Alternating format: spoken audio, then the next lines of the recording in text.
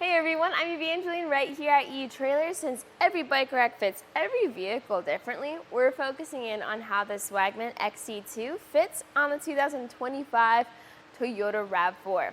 What we have today is the tilting version of the XC2. So slight upgrade from your super popular, very compact, lightweight 2-bike platform rack. This is going to be an entry-level rack, great for if you just want something that's an upgrade from a hanging rack and if you have different hitch options on your RAV4.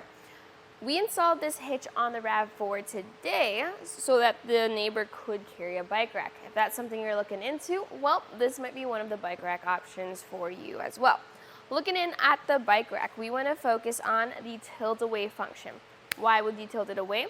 Well, if you want to open up your hatch. Now on the XC2, there is a little clip and a pin. You might not be able to see it, but it is underneath the bike rack.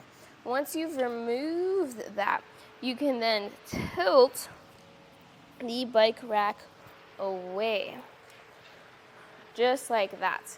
And then let's go take a look at our clearances here with the RAV4. Opening up the hatch door, we cleared the pedals, definitely cleared the handlebars. So now we can get into our hatch, grab whatever we need. So if you're the type of person that brings your waters, your backpacks, or you like to switch out your shoes, you could totally do that with your bikes loaded up. Now this bike rack does have a weight capacity of up to 35 pounds per bike. Great for most of your road bikes, mountain bikes.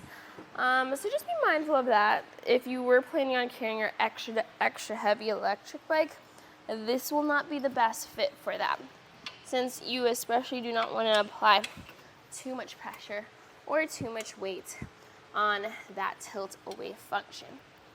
Now to get to that hitch pin and clip back in has always been the slight struggle for me, but once you have that lined up, put that clip back in and you are ready to drive. So taking a look at the bike and how it's loaded, you have 3 touch points here. 1 and 2 are going to be the wheel straps. These secure your bike wheels into your adjustable wheel hoops. So 1, and then 2, and then our 3rd touch point is going to be our frame mount. So with the bike secured, a lot of the work is being done by the frame mount, holding the bike frame down. You'll have to press the button on that frame mount in order to remove the hook completely. When you have 2 bikes loaded, that process could be a little tight there with the bikes secured together. But with those 2 hooks removed, and I just put it here on the rack, I can then grab the bike up and over in order to take it off. If this is maybe a slightly heavier bike than what I have here, I could always remove the pin holding the mast down, push the mast, and then that gives me some more clearance. So this is a pretty standard style of bike rack in the entry level platform space. There are other racks out there that secure your bike by the front wheel. Those are easier to use, but they may be a little bit more pricey and a little heavier. So looking in at this bike rack though, when you do see it on the hitch, you'll notice just how much space or how little space it actually takes up. For visibility, things like that, this is gonna be your best bet. Now if you were to drive around with it, I do recommend either folding these arms up in order to store, or to fold this mast down. You'll see here how I'm pulling this pin, and that will allow me to pivot this mast down. But I won't do that just yet, because I need to put the hooks on there first. So the hooks go on, secure onto the mast, 1 and 2, and then this mast secures down here. And then remember that pin I pulled earlier, well, you'll put the pin back in, but this time you'll be securing that in place. So you really do see how all the different components of this bike rack works together to make sure that you have a rack that can not just carry bikes, but your vehicle can carry the rack too when not in use. Some people just keep this in their garage since it does fold down a lot. That could be helpful as well. Seeing how much space it does take up on the RAV4, I could take some measurements here real quick. Measuring from the bumper to the end of the XC2 tilt, 21 inches.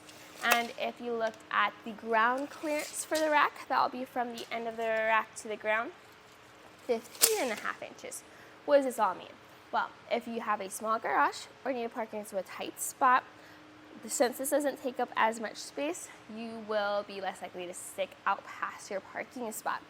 The good ground clearance means if you're going over potholes or steep inclines, you're less likely to hit the ground. Now, this specific one fits into an 1.25 inch hitch receiver, but comes with an adapter to fit into the 2-inch hitch receiver we have here on the RAV4. The downside to that style is it does have a bolt that secures the rack, so the side-to-side movement is very minimal. But there will be a little bit of up and down movement because of the presence of that adapter. So, if you have an 1.25 inch hitch receiver on your RAV4, this will fit very nicely on there. If you have a 2-inch hitch receiver, I highly recommend taking a look at our entry-level bike rack options that are designed specifically for that 2-inch. One option would be the Benton Shifts and Grins. That's a 2-bike platform rack. Has an easy-to-use hook. It is a fair amount heavier, but it will be a lot easier, and it has a higher weight capacity as well. But if your focus is something that is very lightweight, something that doesn't take up as much room, and something that fits nicely on the RAV4, and it also tilts away, well, the Swagman XC2 tilt is a great way to start. If you have questions at any point, or maybe you're looking at a hitch receiver for your RAV4 first, and then you're gonna take a look at a bike rack, feel free to reach out to us here at eTrailer. We love helping people get set up for their adventures. But today, this is a look at the Swagman XC2 tilt on a 2025 Toyota RAV4. Here on our test course, we'll start by going through the slalom. This is going to show us the side-to-side action. This simulates turning corners or evasively maneuvering. Once we get to the full speed bumps, we'll see the up and down action. This will be just like driving in and out of a parking lot, parking garage, or driveway.